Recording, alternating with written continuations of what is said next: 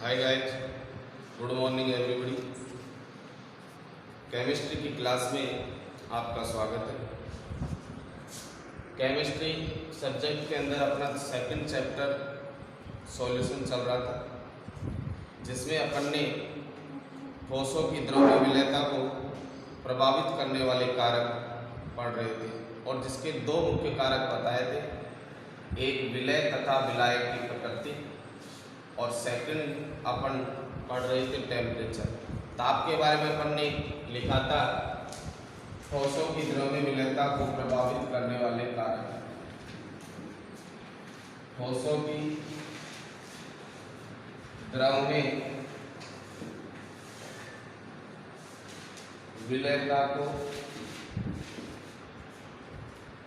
ठोसों की द्रव्य विलयता को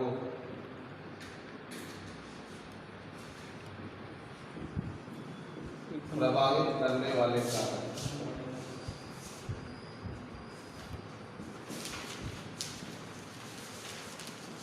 जिसमें पहला कारक अपन ने पढ़ा था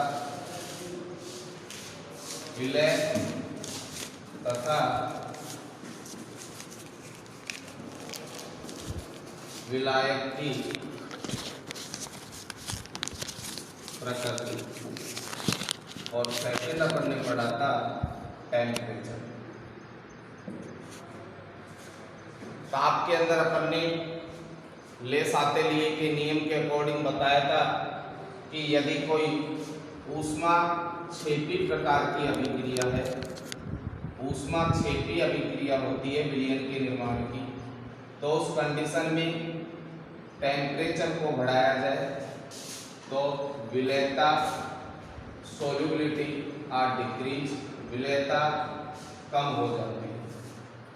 और दूसरा बताया था यदि विलयन के निर्माण की प्रक्रिया ऊष्मा शोषी होती है, ऊष्मा शोषी अभिक्रिया होती है, तो उस कंडीशन में टेम्परेचर को इंक्रीज किया जाता है, बढ़ाया जाता है, तो सोल्युबिलिटी डिक्रीज हो जाती है, विलयता कम हो जाती है।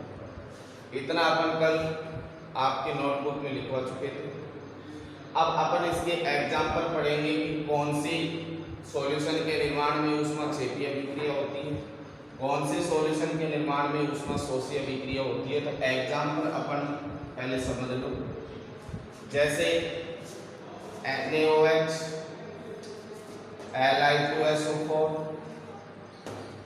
इसके अकॉर्डिंग अतिरिक्त एग्जाम्पल ले H2SO4 आदि के सॉल्यूशन विलयन के निर्माण में, आदि के विलयन निर्माण में ऊष्मा क्षेपी अभिक्रिया होती है, ऊष्मा क्षेपी अभिक्रिया होती है, ऊष्मा क्षेपी अभिक्रिया होती है। और ऊष्मा क्षेपी अभिक्रिया के अंदर अपन ने बताया था यदि टेम्परेचर को इंक्रीज किया जाए तो उस कंडीशन में सोल्युबिलिटी डिक्रीज हो जाती है, अर्थात ताप को बढ़ाया जाए तो विलयता क्या हो जाएगी, कम हो जाएगी। इसके अतिरिक्त दूसरे एग्जांपल ले अपन, जैसे NaCl, KCl, AgNO3 silver nitrate आदि के विलयन निर्माण में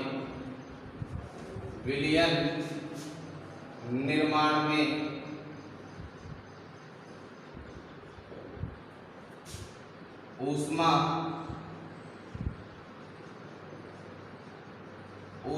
शोषी अभिक्रिया,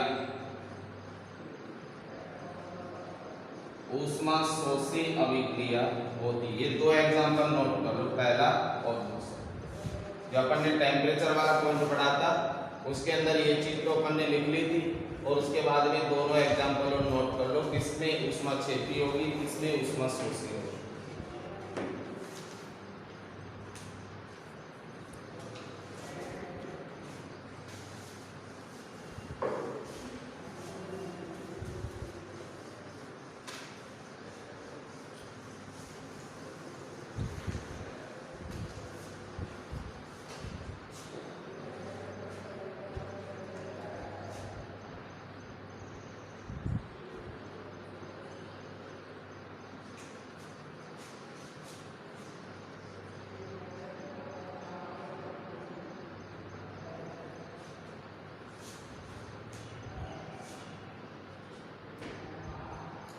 दोनों एग्जाम्पल के बाद इसमें एक एक्सेप्शनल केस आता है, अपवाद आता है, ग्लूबर लवण। ग्लूबर लवण और बोर्ड के एग्जाम में ये आपके क्वेश्चन पूछा भी जा चुका है ग्लूबर लवण। तो सबसे पहले तो आपको ग्लूबर लवण का फॉर्मूला आना चाहिए। ग्लूबर लवण का फॉर्मूला होता है Na2SO4 सोडियम सल्फेट .10H2। तो ग्लूबर लवण का दूसरा रासायनिक नाम अपन इसका क्या लिख सकते हैं? रासायनिक नाम ग्लूबर लवण का रासायनिक नाम है सोडियम सल्फेट। सोडियम सल्फेट और जल के अणु कितने हैं? 10 और 10 को बोलते हैं Deka. Deka hydrate. Hydrate means जल। ये इसका रासायनिक नाम है ग्लूबर लवण। तो ग्लूबर लवण में क्या एक्सेप्शनल केस आता है, क्या अपवाद आता है कि ग्लूबर लवण में एक निश्चित सीमा तक टेम्परेचर को इंक्रीज किया जाए, एक निश्चित सीमा तक ताप को बढ़ाया जाता है, तो उस कंडीशन में तो सोल्यूबिलिटी विलेयता बढ़ने लगती है। लेकिन एक निश्चित सीमा को क्रॉस करने के बाद, संक्रमण ताप को क्रॉस करने के बाद ताप को बढ़ा दिया जाए तो उस कंडीशन में सोल्यूबिलिटी मींस विलेयता घटने लगती है।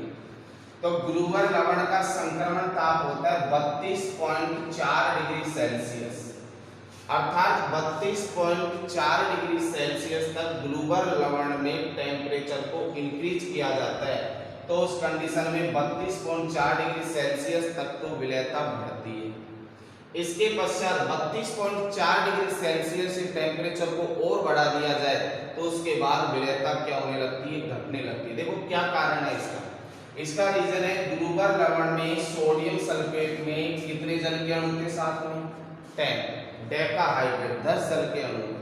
तो 32.4 डिग्री सेल्सियस टेम्परेचर पर क्रिस्टलन जल, मतलब जो क्रिस्टल का ये जल के अणु थे वो पृथक होने लगते हैं, अलग हो जाते हैं, अर्थात ये विलयन निर्जलीय हो जाता है। निर्जलीय का मीन्स क्या मतलब है कि बिना जल का हो जाता है। और जब जल नहीं रहेगा तो बताओ विलेयता घटेगी नहीं घटेगी? घटेगी। तो इसका रीजन क्या हो जाएगा? क्वेश्चन बोर्ड की परीक्षा में ऐसे पूछा गया था कि ग्लूबर लवण में एक निश्चित सीमा तक ताप को बढ़ाने पर तो विलेयता बढ़ती है और उसके बाद विलेयता घटने लगती है, क्यों? यह क्वेश्चन ऐसे पूछेगा कि ग्लूबर लवण में संक्रमण ताप तक तो विलेयता बढ़ती है और उसके बाद विलेयता घटने लगती है, क्यों? तो इसका रीजन अपन क्या बताएंगे कि ग्लूबर लवण का संक्रमण ताप 32.4 डिग्री सेल्सियस होता है। यहाँ तक टेम्परेचर को, ताप को बढ़ाने पर विलेयता बढ़ती है, लेकिन इसके पश्चात क्रिस्टलन जल, यौगिक के जो जल के अणु थे 10H2 डेका हाइड्रेट थे, वो क्रिस्टलन जल का पृथक्करण हो जाता है, अर्थात विलयन निर्जलीय हो जाता है। इसके कारण इससे उच्च ताप पर विलेयता घटने लगती है। तो नोट करेंगे अपन इसको, नोट लगा के लिखेंगे, नोट लगा के लिखेंगे ग्लूबर लवण में 32.4 डिग्री सेल्सियस जो इसका कौन सा ताप होता है? संक्रमण ताप। 32.4 डिग्री सेल्सियस तक ताप बढ़ाने पर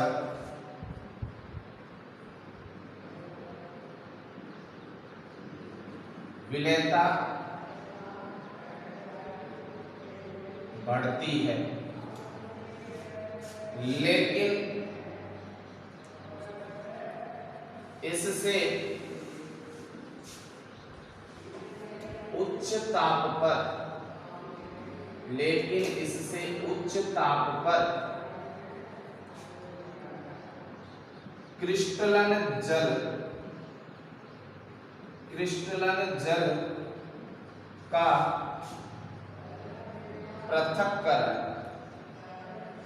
क्रिस्टलन जल का पृथक्करण हो जाने से यह निर्जलीय यह निर्जलीय हो जाता है, जिसके कारण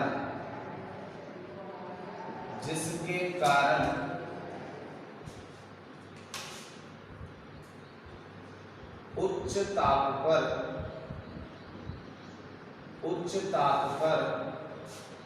ताप का मतलब है 32.4 डिग्री सेल्सियस से अधिक।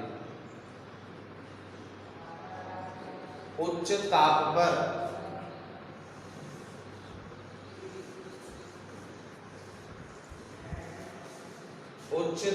पर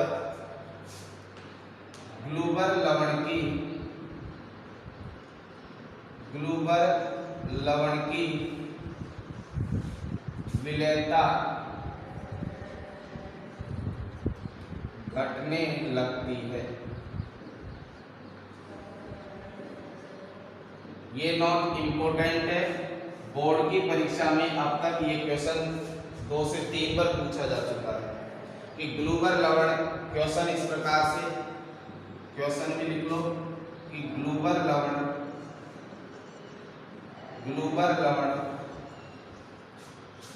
असामान्य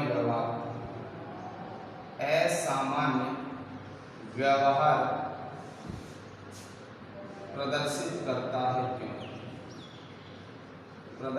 करता है क्यों? या इसी क्वेश्चन को ऐसे भी पूछा जा चुका है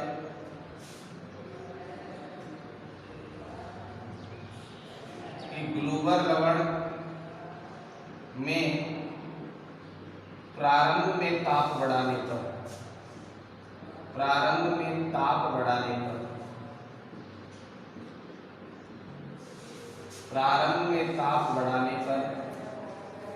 विलेयता बढ़ती है,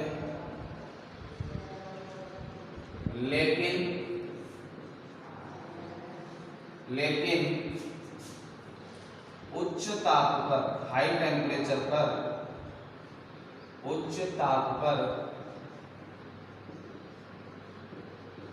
सॉल्युबिलिटी विलेयता घटती है क्यों?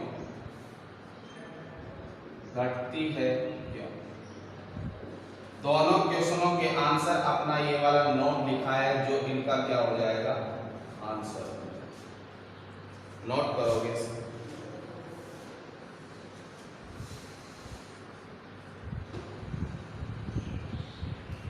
और एक बार परीक्षा में सीधा ग्लूबर लवण का फॉर्मूला भी पूछा है। ग्लूबर लवण का फॉर्मूला क्या होता है तो ध्यान रखना, Na2SO4.10H2 ग्लूबर लवण का फॉर्मूला होता है। Na2SO4 का मतलब हो गया सोडियम सल्फेट, और साथ में 10 जल के अणु है तो 10 को बोलते हैं डेका, और H2O मतलब जल को क्या बोलेंगे हाइड्रोजन।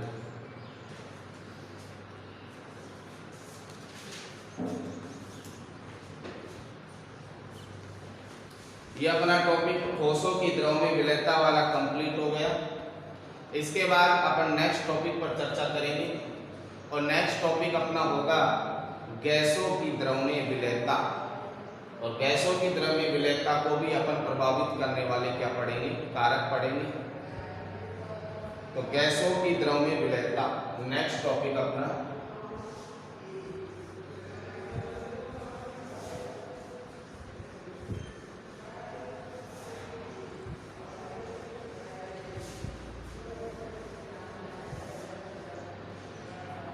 अपना नेक्स्ट टॉपिक है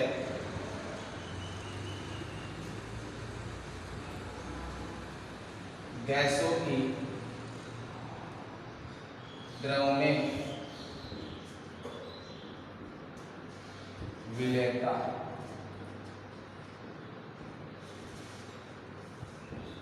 ठोसों के द्रव में विलेयता पढ़ चुके हैं, जिसे प्रभावित करने वाले मुख्य 2 कारक थे, 2 फैक्टर थे। एक तो विलेय तथा विलायक की प्रकृति, और अपना दूसरा था टेम्परेचर था।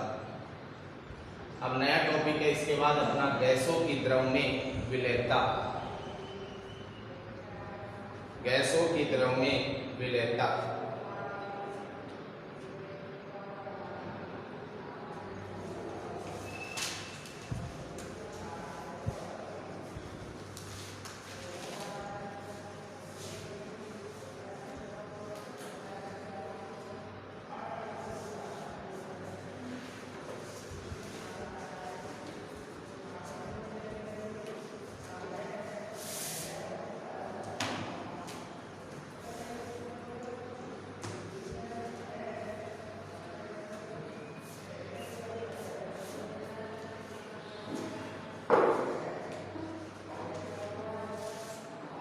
देखो गैसों की द्रव्य विलेयता से क्या मतलब है, तो इसमें लिखोगे गैसों की द्रव्य विलेयता को, गैसों की द्रव्य विलेयता को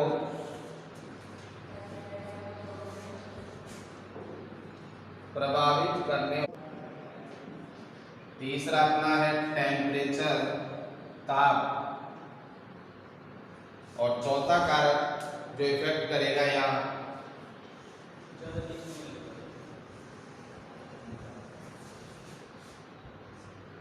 फोर्थ है अपना दाब, प्रेशर।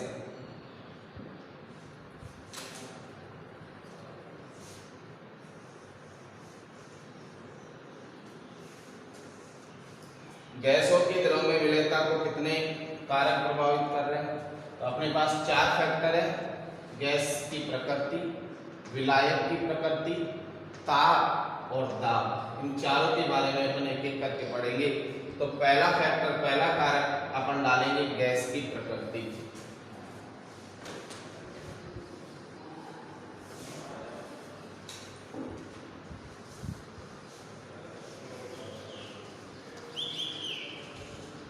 पहला फैक्टर है अपना नेचर ऑफ गैस, गैस की प्रकृति।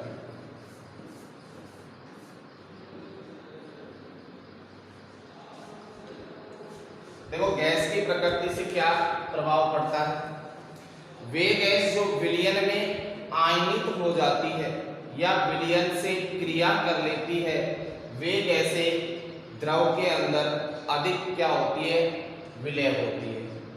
अब इस गैस की प्रकृति को अपन अवशोषण गुणांक से समझेंगे। किससे समझेंगे, अवशोषण गुणांक, अवशोषण गुणांक। अवशोषण गुणांक क्या होता है, देखो जिन गैसों का अवशोषण गुणांक जितना अधिक होगा वह गैस उतनी ही अधिक द्रव में क्या होती है, विलय होती है। होता क्या है अवशोषण गुणांक, उसके बारे में देखेंगे। तो अवशोषण गुणांक की परिभाषा है 1 सेंटीमीटर क्यूब द्रवीय विलायक में, द्रवीय विलायक में घुलनशील, घुलनशील या मैं बोल दूं विलय, घुलनशील या विलय गैस की मात्रा, गैस की मात्रा, और गैस की मात्रा भी किसमें रहेगी, सेंटीमीटर की। गैस की मात्रा अवशोषण गुणांक कहलाता है, अवशोषण गुणांक कहलाता है।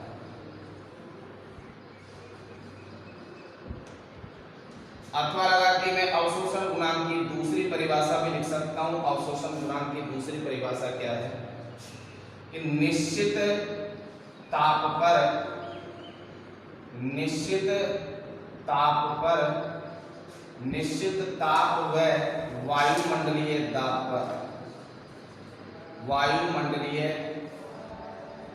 दाब पर निश्चित आयतन, निश्चित आयतन वाले विलायक में, निश्चित आयतन वाले विलायक में घुलनशील,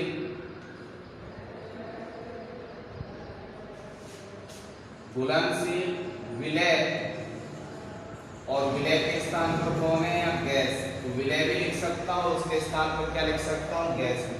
घुलनशील गैस, घुलनशील गैस की मात्रा अवशोषण, अवशोषण गुणांक कहलाता है। नोट नहीं करना, पहले एक बार समझना है, गुणांक कहलाता है। देखो वापिस समझोगे, अपन पहला प्रभावित करने वाले कारक पढ़ रहे हैं गैस की प्रकृति, और गैस की प्रकृति में मैंने क्या बताया था कि वे गैस द्रवीय विलायक में अधिक विलय होगी जो गैस या तो द्रव में आयनित हो जाए, आयनित का मतलब होता है वो आवेशों में क्या हो जाए, टूट जाए, धनावेश और ऋणावेश। आयनित का मतलब आयनन होना, और आयनन का मतलब वो द्रवीय विलायक में प्लस और माइनस मतलब धनावेश और ऋणावेश में क्या हो जाए, टूट जाए। या अपन कह सकते हैं कि वे गैस अधिक विलय होती है जो विलयन से क्या कर ले, क्रिया कर ले। तो अपन यहाँ पर इसको किसके माध्यम से समझेंगे, अवशोषण गुणांक के माध्यम से। और जिन गैसों का अवशोषण गुणांक अधिक होगा वो गैस द्रवीय विलायक में अधिक विलयशील होती है। तो अपन गैस की प्रकृति के बारे में पहला पॉइंट यहाँ पर लिखेंगे, वे गैस द्रवीय विलायक में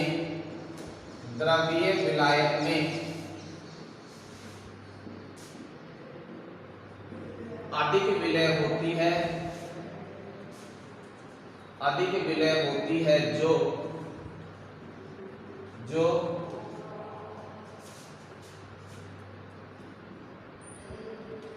विलयन में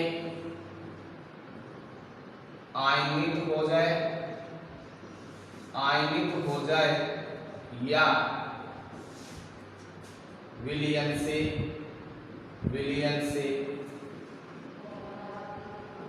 क्रिया करने।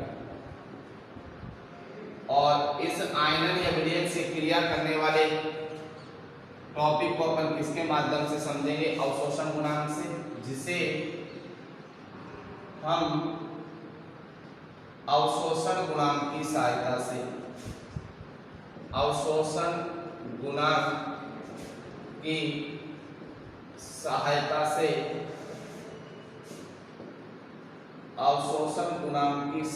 से समझ सकते हैं। और अवशोषण गुणांक की अपन ने दो परिभाषा लिखी है, ऊपर वाली परिभाषा भी आप लिख सकते हो और नीचे वाली परिभाषा भी आप लिख सकते हो। इसके बाद अपन कुछ गैस है जिनका अवशोषण गुणांक देखेंगे कि किस गैस का अवशोषण गुणांक अधिक है, और जिस गैस का अवशोषण गुणांक अधिक होगा उस गैस की ही द्रव में विलयता क्या होगी, अधिक होगी। इसे नोट करो।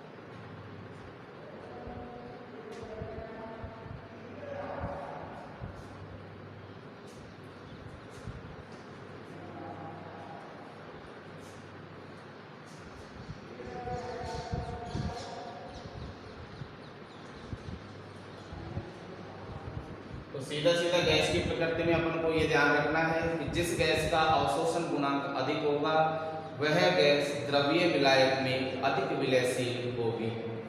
तो अपन कुछ गैसों के बारे में देखेंगे कि कौन कौन सी गैस का अवशोषण गुणांक अधिक है, और जिन गैसों का अवशोषण गुणांक अधिक होगा वो गैस द्रवीय विलायक में अधिक विलय होगा। तो मैं नीचे लिख सकता हूँ। इसके बाद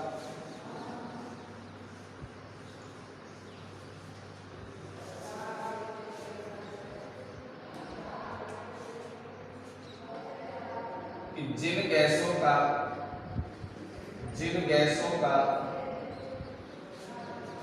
अवशोषण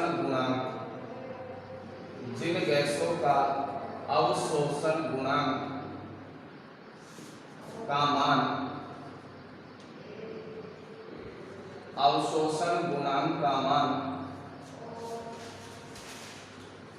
अधिक होता है वे गैस द्रवीय विलायक में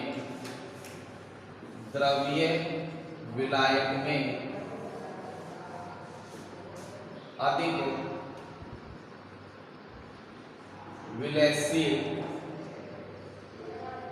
विलयशील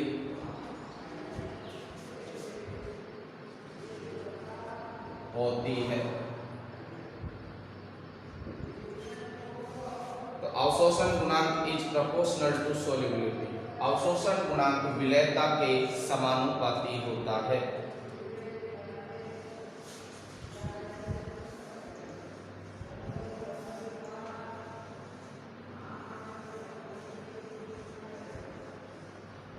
अब कौन कौन सी गैस का अवशोषण गुणांक अधिक है, तो उसे मैं नीचे लिख रहा हूं कि 1 सेंटीमीटर क्यूब जल में विभिन्न गैसों का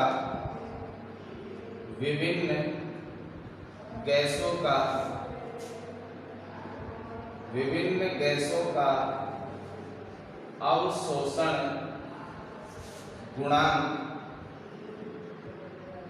निम्न है। तो सबसे ज्यादा अवशोषण गुणांक जिन गैसों में होता है वो NH3 का, NH3 के बाद HCl का, HCl के बाद SO2 का, H2S का, CO2 का, C2H2, O2 और N। ये ऑर्डर है अवशोषण गुणांक की क्रम।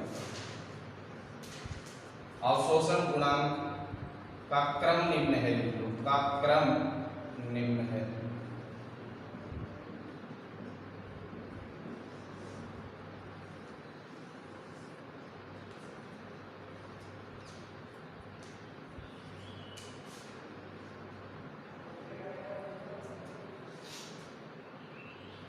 ये एक्सपेरिमेंटली चीज है, ये एक्सपेरिमेंट के माध्यम से पता लगाया कि कौन सी गैस का अवशोषण गुणांक किससे अधिक है। तो सबसे ज्यादा अवशोषण गुणांक होता है अमोनिया का, फिर HCl का, उससे कम अवशोषण गुणांक होता है SO2 का, उससे कम H2S का, फिर CO2 का, फिर C2H2, फिर ऑक्सीजन O2 और फिर नाइट्रोजन N2 का। अर्थात सबसे कम अवशोषण गुणांक किसका होता है, नाइट्रोजन का, और सबसे अधिक अवशोषण गुणांक किसका होता है, NH3 का। इसका तात्पर्य यह है यदि इन गैसों को सभी को जल में घोला जाए तो सबसे अधिक विलयशील गैस कौन सी होगी, अमोनिया NH3, और सबसे कम विलयशील गैस कौन सी होगी, नाइट्रोजन। उसका रीजन क्या हो गया, क्योंकि अमोनिया का अवशोषण गुणांक अधिक होता है और नाइट्रोजन का अवशोषण गुणांक क्या होता है, कम। तो अपन से क्वेश्चन, आपसे क्वेश्चन इस प्रकार से पूछ सकता है, क्वेश्चन है कि NH3 या अमोनिया जल में अधिक विलयशील होती है, अधिक विलयशील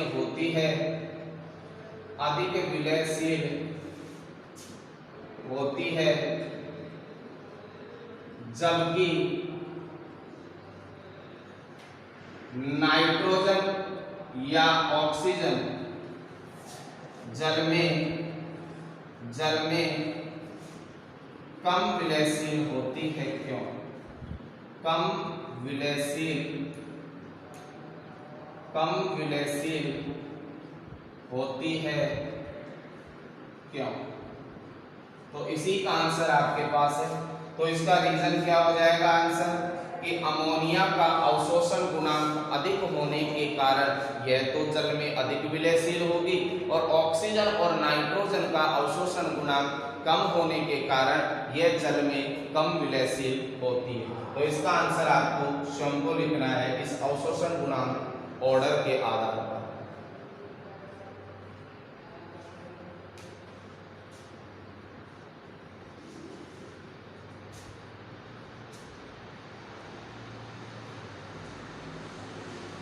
अपना पहला factor nature of gas complete हो गया। इसके बाद सेकंड फैक्टर चलेगा अपना विलायक की प्रकृति।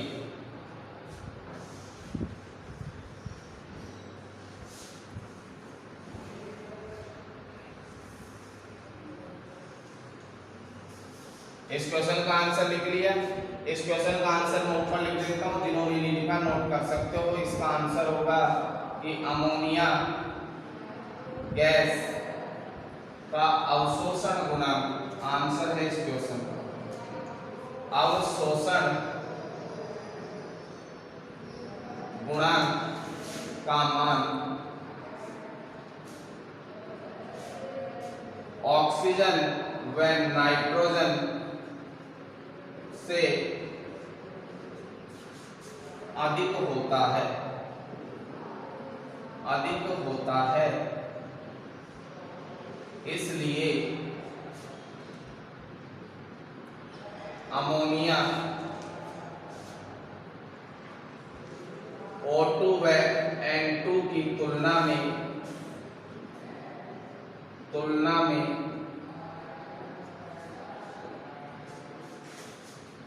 जल में अधिक विलयशील होती है, जल में अधिक विलयशील होती है।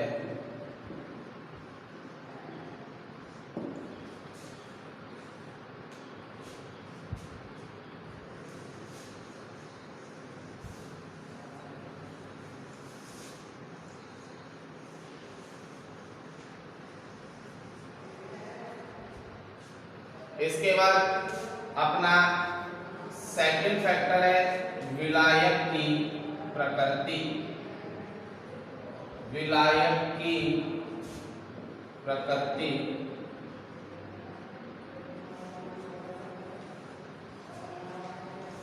देखो, विलायक की प्रकृति अपन ने ठोसों की द्रव में विलयता के अंदर भी पढ़ी थी। ठोसों की द्रव में विलयता में पहला फैक्टर अपन ने पढ़ा था विलय तथा विलायक की प्रकृति, और उसके अंदर अपन ने एक नियम बताया था विलयता का कि समान समान को बोलता है, और उसी के आधार पर यहीं पर भी वही विलायक की प्रकृति के बारे में वही नियम चलेगा। विलयता का नियम अपन ने बताया था। विलयता का नियम क्या होता था? विलयता का नियम अपने पास ये था कि समान समान को बोलता है, समान समान को बोलता है। समान है, ध्यान रखना, सामान नहीं, समान समान को बोलता है। अब समान समान को किस प्रकार से बोलेगा? अपन ने कल बताया था कि विलय और विलायक दो प्रकार के हो सकते हैं, पोलर और नॉन पोलर, मीन्स ध्रुवीय या अध्रुवीय। तो इसका मतलब है कि ध्रुवीय गैस होगी वो ध्रुवीय विलायक में अर्थात ध्रुवीय द्रव में विलय होगी, और जो अध्रुवीय गैस होगी मीन्स नॉन पोलर जो गैस होगी वो अध्रुवीय विलायक के अंदर विलयशील होगी। कभी भी ध्रुवीय गैस अध्रुवीय विलायक में विलयशील नहीं हो सकती, और कभी भी अध्रुवीय गैस ध्रुवीय विलायक में विलयशील नहीं हो सकती। अर्थात समान समान को, मतलब कि ध्रुवीय गैस जो होगी वो ध्रुवीय द्रव में विलयशील होगी, और अध्रुवीय जो गैस होगी मीन्स नॉन पोलर जो गैस होगी वो अध्रुवीय द्रव में विलयशील होगी। तो समान समान हुआ कि नहीं हुआ? ये ध्रुवीय है तो ये भी क्या हो गया? ध्रुवीय। ये अध्रुवीय है तो ये भी क्या हो गया? तो ध्रुवीय वाला ध्रुवीय में घुलेगा, अध्रुवीय वाला अध्रुवीय में घुलेगा। लेकिन कभी भी ध्रुवीय गैस सामान्यतः किसमें विलयशील नहीं होगी? अध्रुवीय द्रव में विलयशील नहीं होगी। ये अपना किसका नियम है? विलयता का नियम। तो ध्रुवीय वाला ध्रुवीय में घुल रहा है, अध्रुवीय वाला अध्रुवीय में घुल रहा है, लेकिन सामान्यतः ध्रुवीय वाला किसमें नहीं घुलेगा? अध्रुवीय द्रव में नहीं घुलेगा। ये अपना किसका नियम है? विलयता का नियम। तो विलायक की प्रकृति के अंदर अपन इस प्रकार से नोट करेंगे, विलायक की प्रकृति के अंदर अपन इस प्रकार से नोट करेंगे, लिखोगे कि विलयता के नियमानुसार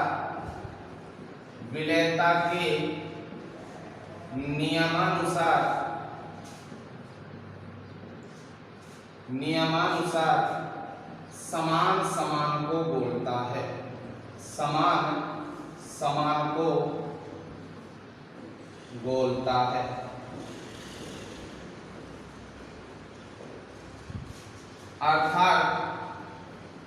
अर्थात ध्रुवीय गैस ध्रुवीय विलायक में तथा अध्रुवीय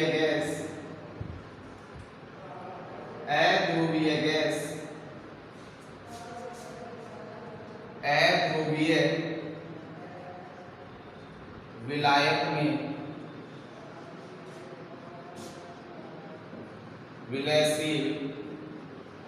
विलयशील होगी। नोट करोगे इसको।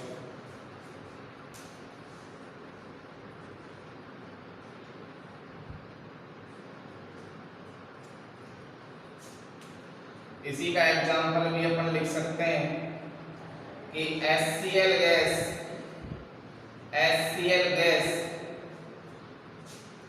बेंजीन की अपेक्षा, बेंजीन का फॉर्मूला क्या होता है? C6H6। बेंजीन की अपेक्षा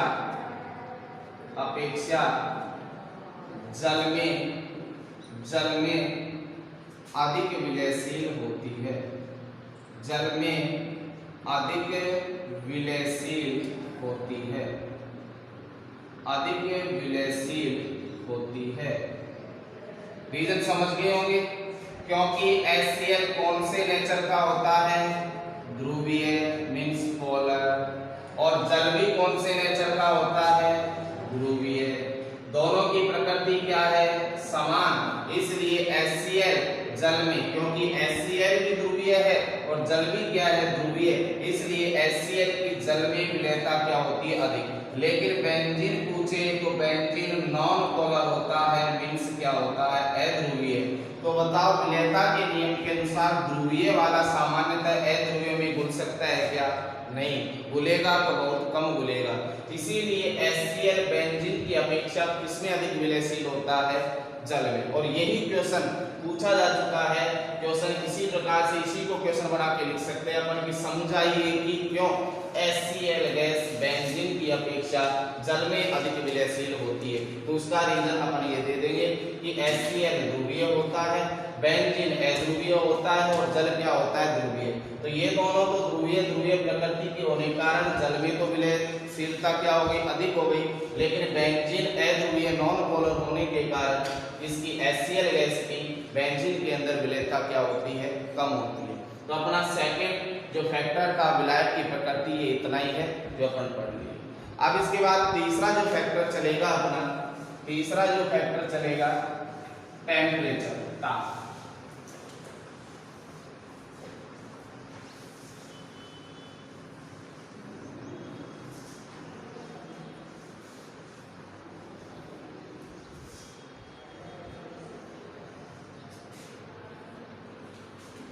तीसरा कारक है अपना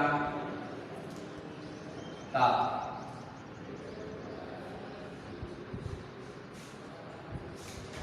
देखो ताप के बारे में भी अपन ठोसों की द्रव्य विलयता के अंदर पढ़ चुके थे। वहां पर लासातेलिये का नियम लगा था, आपको याद हो।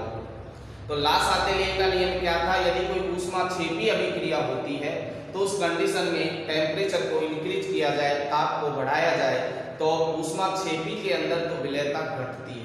लेकिन यदि कोई रासायनिक अभिक्रिया या विलयन निर्माण की प्रक्रिया ऊष्माशोषी प्रकार की होती है तो उस कंडीशन में टेम्परेचर को इंक्रीज करने पर सोल्यूबिलिटी डिक्रीज हो जाती है, अर्थात ताप को बढ़ाने पर विलयता क्या हो जाती है? बढ़ जाती है।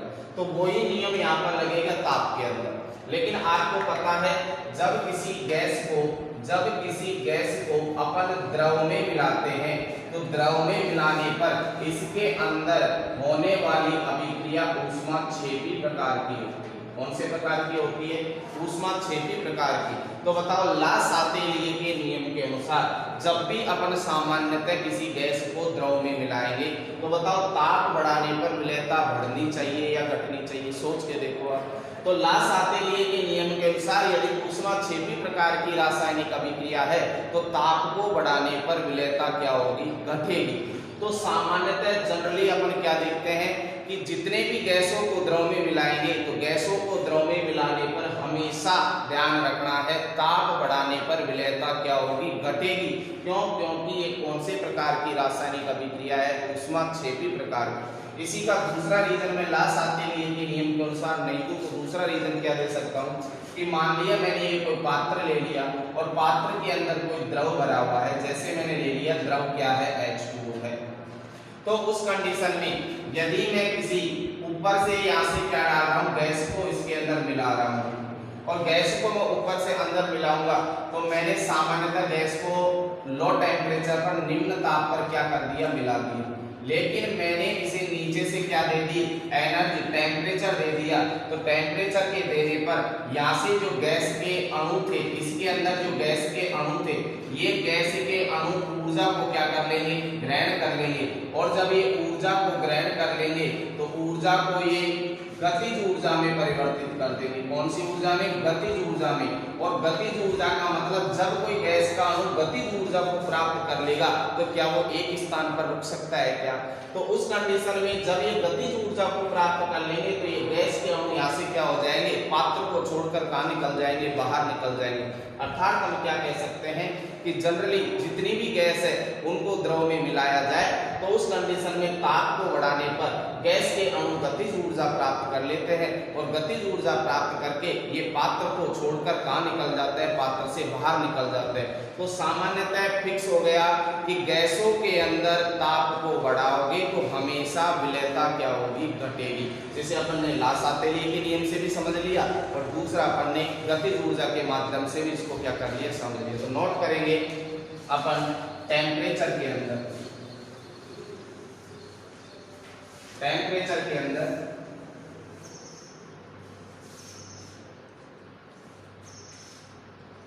कि सामान्यतः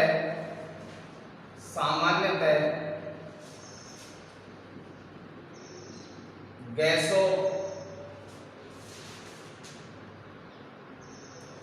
को द्रव में मिलाने पर यह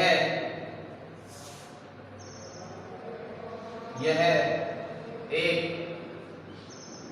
संघनन प्रक्रिया होती है, संघनन प्रक्रिया होती है। अर्थात विलयन निर्माण में ऊष्माक्षेपी अभिक्रिया होती है। अतः लासातेलिए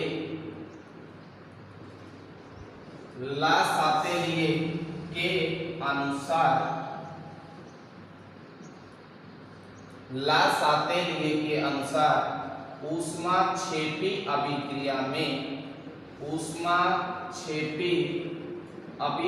में ताप को बढ़ाने पर ऊष्माक्षेपी अभिक्रिया में ताप को बढ़ाने पर विलेयता घटती है। ये तो लासातेली के नियम के अनुसार हो गया। दूसरा अपन क्या लिखेंगे कि गैसों की द्रव में विलेयता में ताप को बढ़ाने पर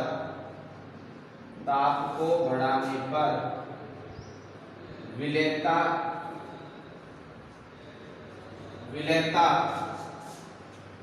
घटती है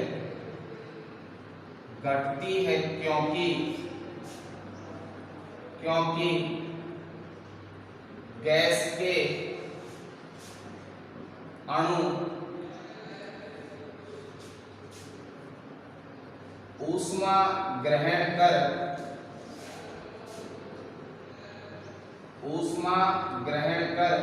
गतिज ऊर्जा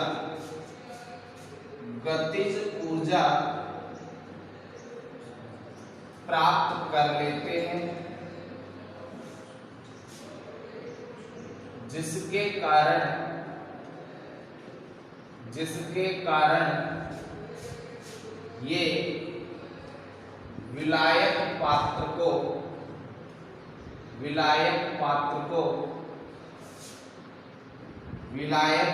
को छोड़कर बाहर निकलने लगते हैं,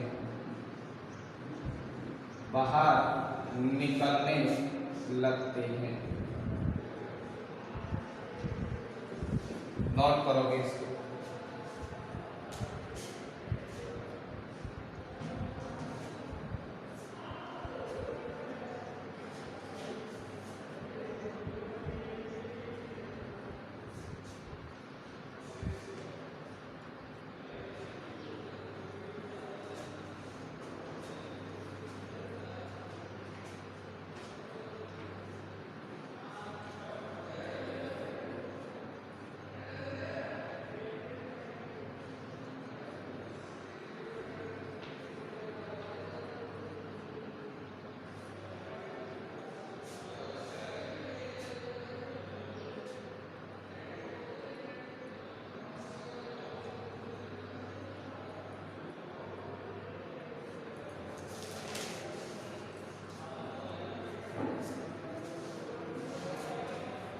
ये अपना तीसरा फैक्टर टेम्परेचर भी हो गया। इसमें एक अपवाद और है। अपवाद क्या है कि दो गैस है, एक तो हाइड्रोजन और एक हीलियम। हाइड्रोजन और हीलियम को जब किसी द्रव में मिलाया जाता है तो वहां ऊष्मा क्षेपी अभिक्रिया नहीं होकर ऊष्मा शोषी अभिक्रिया होती है। कभी भी हाइड्रोजन को और हीलियम को अपन जल में मिलाएंगे तो आप देखना जिस पात्र में आपने मिलाया है वह पात्र ठंडा हो जाता है, जबकि अन्य गैसों को अपन जब द्रव में मिलाते हैं तो वो पात्र क्या हो जाता है, गर्म। अर्थात गर्म होने का मतलब है कि वहां ऊष्मा क्षेपी अभिक्रिया हुई है, और जो पात्र ठंडा हो जाए अर्थात वहां कौन सी अभिक्रिया हुई है, ऊष्मा शोषी। तो बताओ जब हाइड्रोजन और हीलियम को अपन किसी पात्र के अंदर मिलाएंगे तो होने वाली रासायनिक अभिक्रिया कौन सी है, ऊष्मा शोषी। तो ला साते लिए के अनुसार हाइड्रोजन और हीलियम को जब किसी द्रव में मिलाया जाता है तो उस कंडीशन में ताप को बढ़ाने पर विलयता क्या होगी, बढ़ेगी। तो अपन इसको नोट करेंगे। तो इसके अंदर लिखोगे आगे नोट लगा के, नीचे नोट लगा के एक लाइन और नोट करोगे इसके अंदर।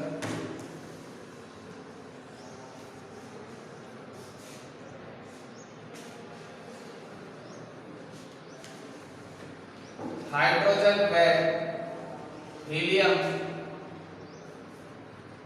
गैस को जल में मिलाने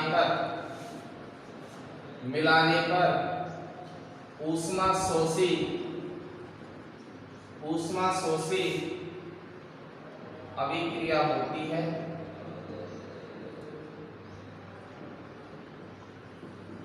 जिसके कारण ला साते लिए के अनुसार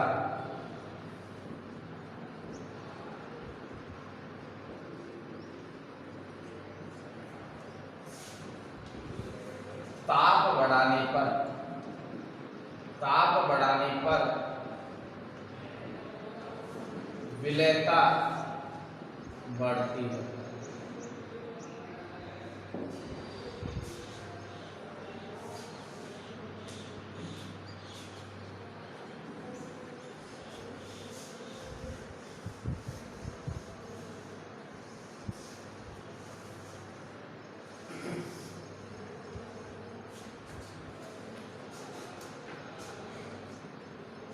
तो तीसरा फैक्टर अपना टेम्परेचर हो गया, और लास्ट चौथा फैक्टर इसके जो है वो है दाब, प्रेशर, दाब।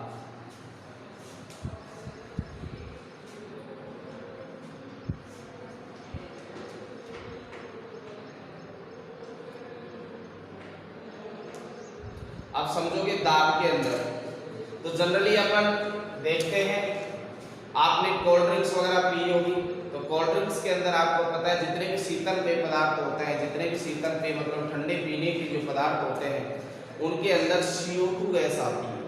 तो आप सोचो CO2 गैस को कैसे उस द्रव के अंदर मिलाया जाता होगा। तो उसका रीजन है दाब, कि जब भी किसी गैस को द्रव में मिलाओगे तो उस गैस की द्रव में विलयता उतनी ही अधिक होगी जितना अधिक आपने दाब लगाकर उस गैस को भरा है। इस दाब के प्रभाव को एक हेनरी नामक वैज्ञानिक ने समझाया, जिसे हेनरी का नियम कहते हैं। किसने समझाया था? हेनरी नामक वैज्ञानिक ने इसको समझाया था, जिसे हेनरी का नियम कहते हैं। तो आप दाब के प्रभाव में लिखोगे कि गैसों की द्रव में विलेयता पर दाब का बहुत अधिक प्रभाव पड़ता है, बहुत अधिक प्रभाव पड़ता है, जिसे हम हेनरी के नियम की सहायता से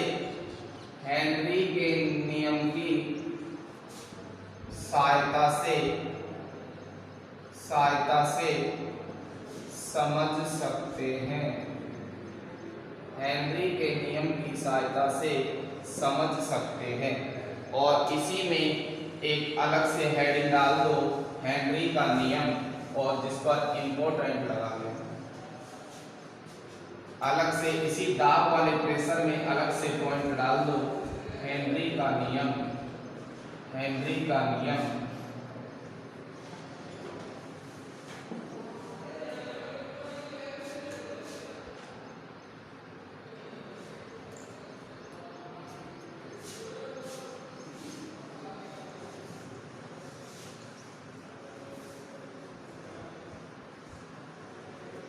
देखो, गैसों की द्रव में विलेयता को समझाने के लिए दाब के प्रभाव को कौन से वैज्ञानिक ने समझाया?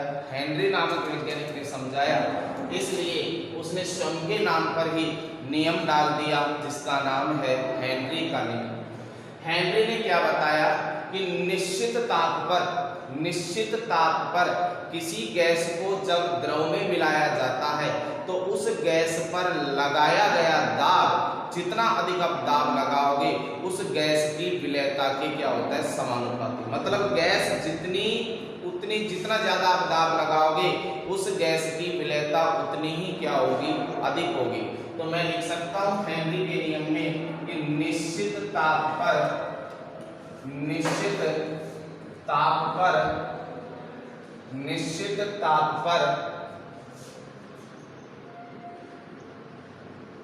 किसी गैस पर लगाया गया दाब उस गैस की द्रव में विलेयता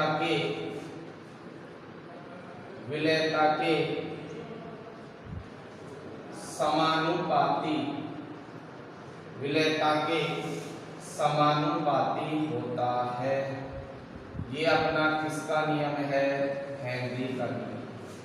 कि आप गैस पर जितना अधिक दाब लगाओगे उस गैस की द्रव में विलेयता उतनी ही क्या होगी, अधिक होगी। इसे किसने बताया? हेनरी। तो अपन यहाँ पर लिख सकते हैं, माना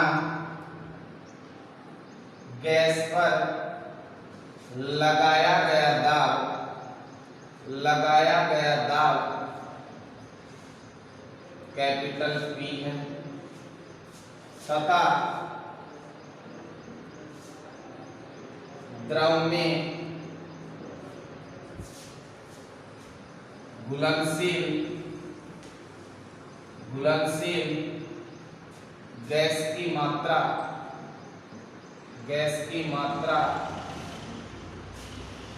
स्मॉल m है। तो हेनरी के नियम के अनुसार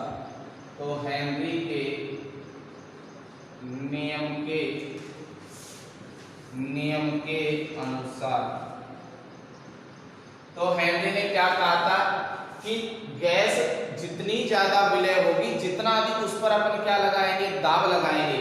तो अपन ने मान लिया घुलने वाली गैस क्या है, स्मॉल m है, और लगाया गया दाब क्या है, P है। तो मैं हेनरी के नियम के अनुसार ये लिख सकता हूं, क्या m is proportional to P। अर्थात इसका मतलब क्या हुआ कि अधिशोषित होने वाली गैस की मात्रा बोल दूं, चाहे विलयशील होने वाली गैस की मात्रा बोल दूं, चाहे घुलनशील होने वाली गैस की मात्रा, उस पर लगाए गए दाब की क्या होगी, समानुपाती। जब मैंने यहाँ से समानुपाती का चिन्ह उठाया तो बराबर आया, और समानुपाती का चिन्ह उठाने पर कांस्टेंट आएगा। कांस्टेंट माना क्या है? के। और ये कांस्टेंट किसका है? हेनरी का। तो हेनरी के कांस्टेंट को मैंने किससे रिप्रेजेंट कर दिया? के एच से। एच का मतलब हेनरी, के का मतलब कांस्टेंट, मतलब हेनरी स्थिरांक कहलाता है। और आगे क्या आ जाएगा? पी। तो यहाँ से क्या फॉर्मूला बन गया? एन बराबर के एच पी। और यहाँ से मैं हेनरी स्थिरांक का मान निकालूं तो मैं के एच बराबर क्या लिख सकता हूं? के एच बराबर एम अपॉन क्या? पी। के एच, और यहाँ लिख सकते हैं, यहाँ के एच है जो हेनरी स्थिरांक है। हेनरी स्थिरांक, के एच क्या है? यहाँ हेनरी स्थिरांक है। और स्मॉल m क्या है? घुलनशील गैस की मात्रा बोल दूं, अधिशोषित होने वाली गैस की मात्रा बोल दूं, या विलयशील गैस की मात्रा। और p क्या है? गैस पर लगाया गया दाब, प्रेशर। नोट करोगे इसको?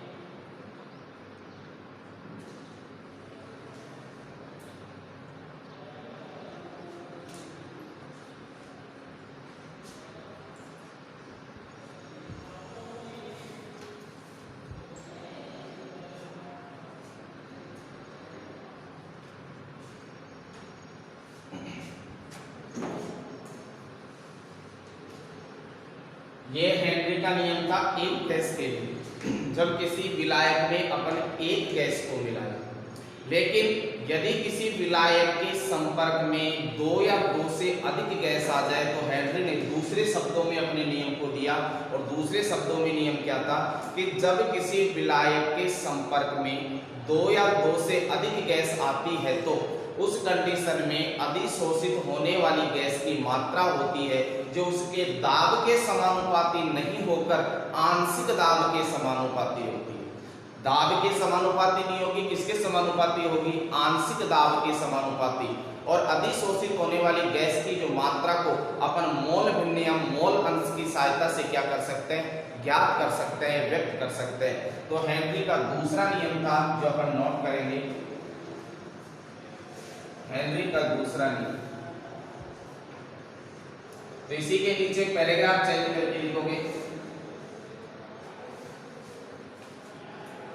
यदि, ये भी हेनरी का नियम, यदि किसी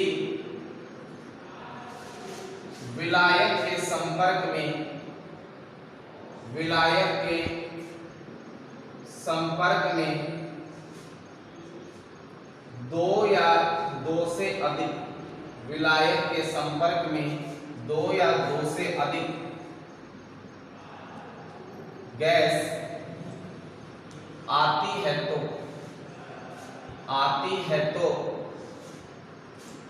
तो अधिशोषित गैस की मात्रा, तो अधिशोषित गैस की मात्रा, अधिशोषित गैस की मात्रा उसके आंशिक दाब के, उसके आंशिक दाब, आंशिक दाब, ध्यान रखना दाब को कैपिटल पी से लिखा था और आंशिक दाब को अपन स्मॉल पी से रिप्रेजेंट करेंगे। तो उसके आंशिक दाब के समानुपाती, समानुपाती होती है, आंशिक दाब के समानुपाती होती है।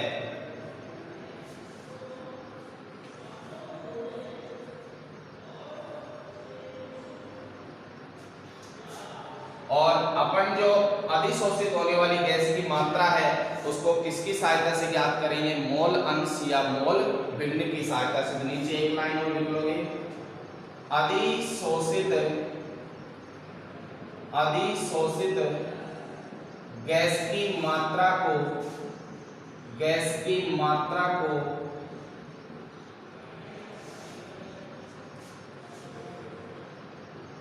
उस गैस के मोल भिन्न से ज्ञात करते हैं।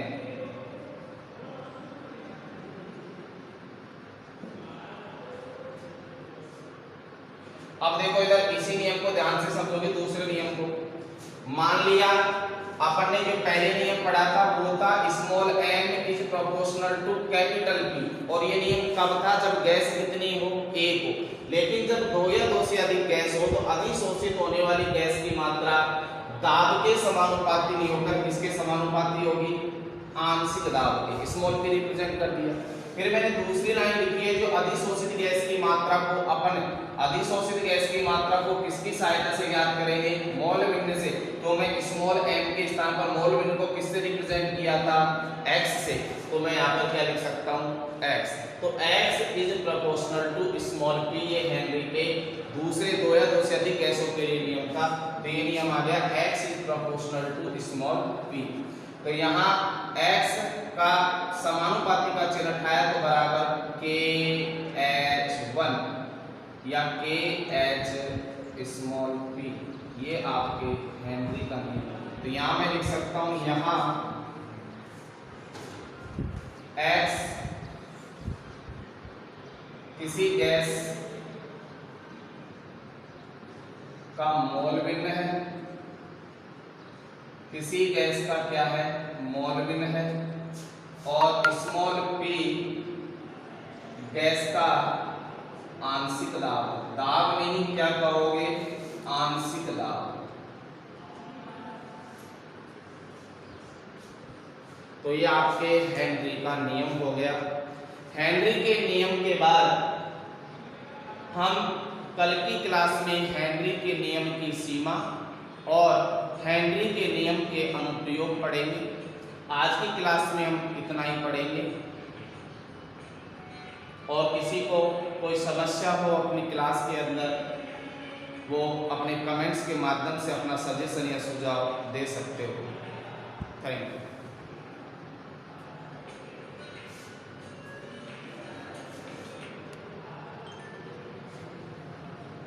कोई लाभ नहीं, बता ला लो कुछ ऊपर